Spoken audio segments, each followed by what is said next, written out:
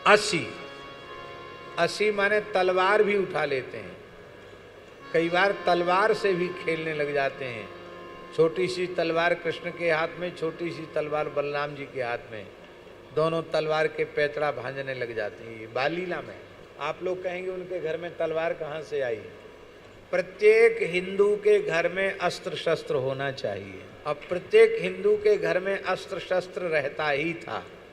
आपको सुनकर आश्चर्य होगा, गर्ग संहिता में यहाँ तक वर्णन है कि गायों पर संकट आया तो दक्षिण भारत तक फौज लेकर के, ब्रज से सेना लेकर के नंद बाबा युद्ध करने दक्षिण तक गए।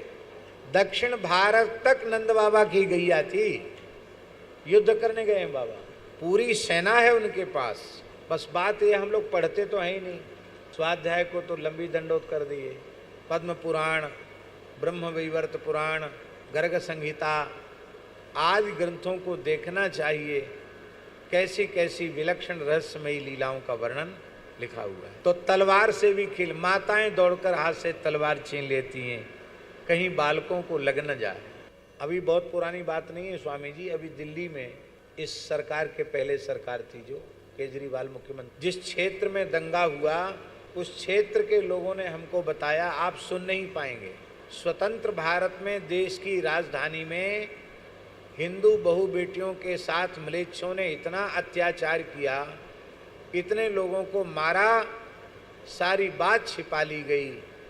और जब कुछ हिंदू गुर्जर और कुछ अच्छे जो लड़ाके समुदाय के लोग थे, वो जब बदला लेने के लिए हुए तो सबको जेल में बंद कर दिया।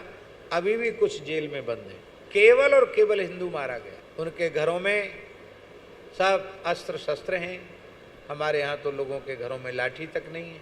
तो कब निकट भविष्य में अवसर पड़ते ही गृहयुद्ध की स्थिति आ जाए, और उस समय आप क्या करेंगे?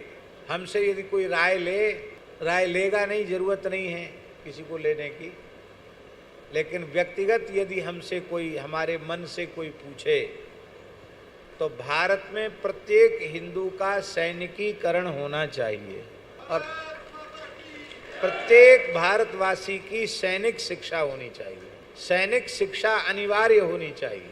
हम राष्ट्र रक्षा, धर्म की रक्षा के लिए हाथ पर हाथ धरे न बैठे रहें, बहुत आवश्यक है।